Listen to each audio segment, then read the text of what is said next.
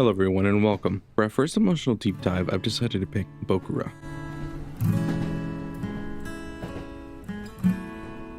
Before we jump right into the deep dive, I've decided to do things a bit differently for this game. I'll be splitting up its main themes and concepts into categories, that way we can cover it step by step and more clearly understand its purpose. But before that, I'll give a quick summary of what it's all about. Bokura is a two-player puzzle platformer, and when I say two-player, I mean you can't play it unless you have another person. Sorry for all you lone wolves out there.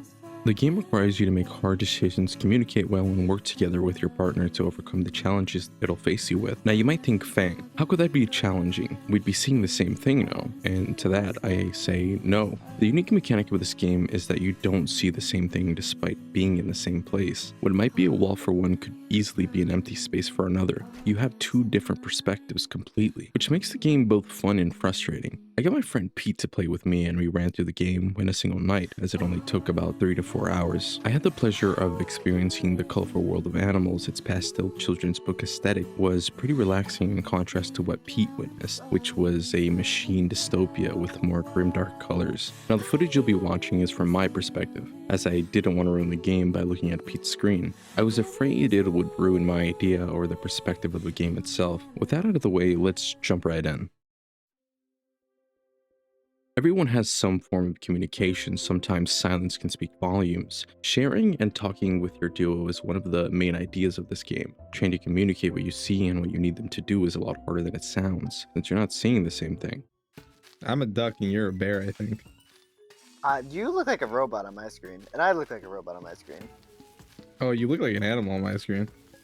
The game even has scenes where you're told to mute as it's just for your eyes to see. After experiencing the unique scenarios, you're forced to make a choice together, based on what you know. Pete and I decided to share our experiences as we made the choice, trying to recall the main points and communicate why we think one way or another. I guess we can give each other context here. The dad said the kid's been missing for 3 years, and What? she wants to keep looking for him. She just said like he ran away. She didn't. So Yeah, what no, she told me is that the dad isn't actually his biological father. They just got married when the boy was a baby. She doesn't know who the real father is, but the son is her son. That's fucking wild. So so the dad her said, looking, I agree, is like at 3 years is perhaps a bit desperate time to give up. But also, like, if the child hypothetically was here, it should go with the mom, right?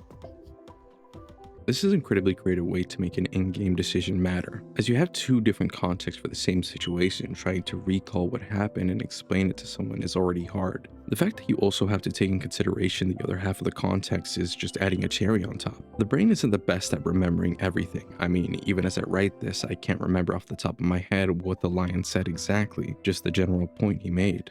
Communicating in our everyday life can be hard, and we live in the same world. We might view certain things differently, but at the end of the day, it's still the same world. Now imagine doing it in completely different worlds. Growing up, I struggled communicating my emotions. I was taught to bottle it all up, and if you showed weakness, people would take advantage. I struggled in other aspects of communication. I wasn't always the charming, hilarious, handsome guy I am now. Reading a room took me a long time, and I was always making jokes or being annoying, which tended to get me shunned from group activities. I've heard similar stories from friends and new faces along the way. I mean, even popular shows surround their drama and storytelling around misunderstandings. Emotions can already be hard to communicate, but trying to describe why you feel them adds another layer of difficulty. We see this concept through the two protagonists as they argue and make choices for different reasons, often lacking the context for why the other made that choice.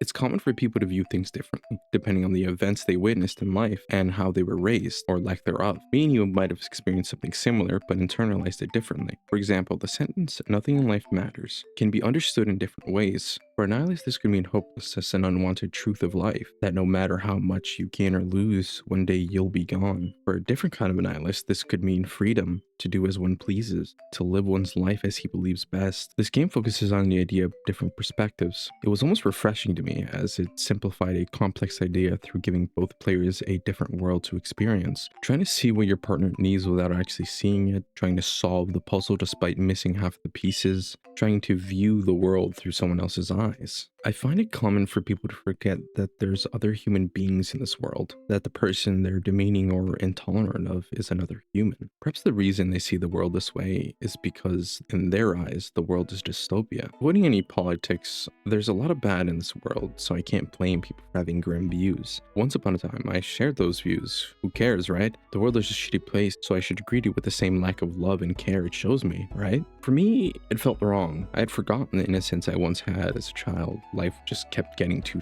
hard for me to stay that positive child, so I hardened my heart. It wasn't until my 20s that I started healing and showing love for a world that maybe didn't want me around. I stopped trying to drown myself in my own self-pity and lower the standards I set for myself. As much as I wanted to, I was never going to be a Hokage. There's a saying that goes, no man ever steps in the same river twice, for it's not the same river, and you are not the same man. You'll never be the same exact person you were. Your perspective on things should change with new experiences. It's just how you grow and learn to be human.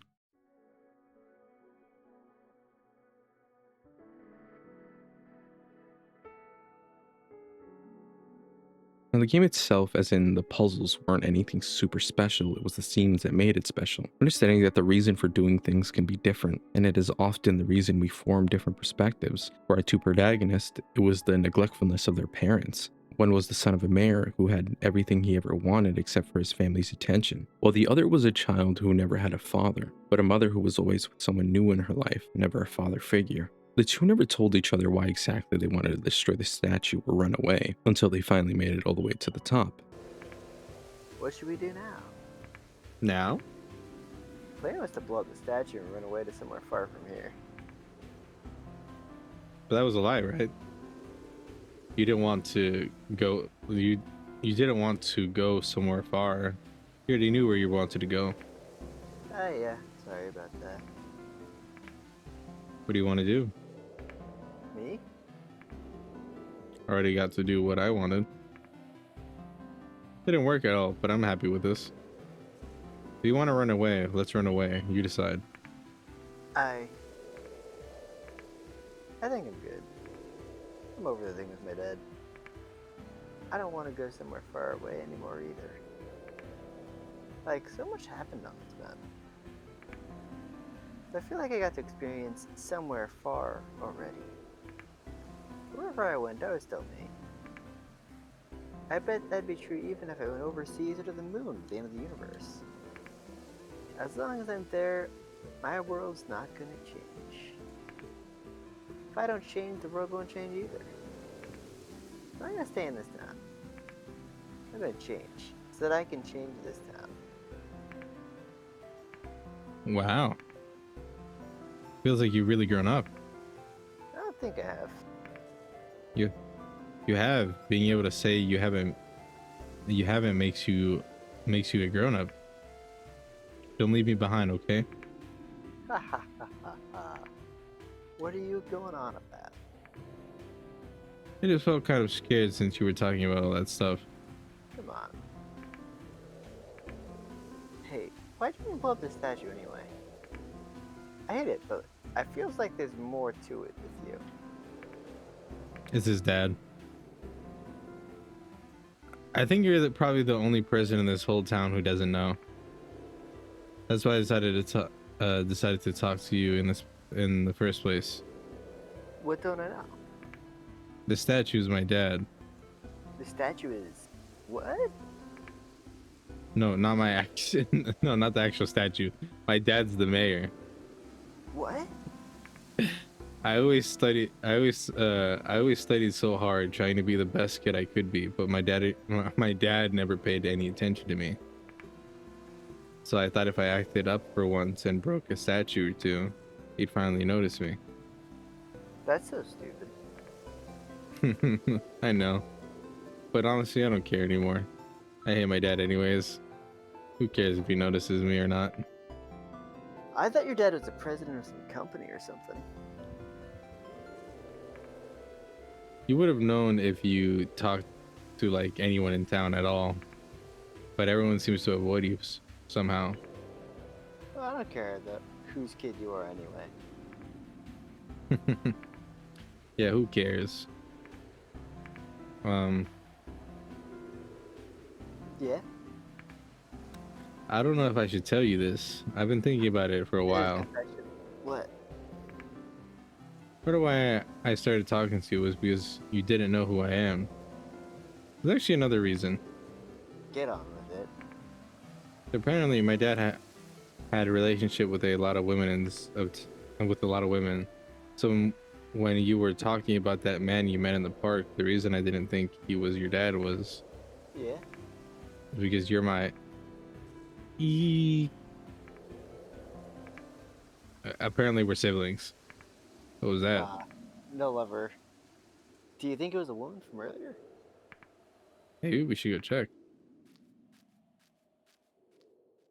Despite being best friends, they didn't know everything about each other or why they were even friends in the first place. They should give a hint that despite how well you know someone, you might never understand them. You can't view the exact same thing in the same way. You'll never know with 100% certainty of what they're thinking or how they're feeling. We invented language to communicate with each other, but even then, we lack words that describe our exact emotions and thoughts. So the next time you argue with your friend or think what he's doing is unreasonable, take a moment to try and see it from their perspective. Ask questions and wonder what it's like on the other side. Just like the teller of a story, you might not get another chance to see your best friend and share your thoughts or get to make new memories with them. That being said, should you dwell on the past, don't do it with the intentions to linger on what could have been. Simply enjoy that it happened and that something good can happen again. While experiences are unique, the feelings we feel during them are more common than people realize. Maybe you're not the exact same person. Maybe the town you grew up in has changed. Maybe you no longer play Pac-Man. But despite all of that, it's still you. It's still your home. It's still part of what made the version of you you have today.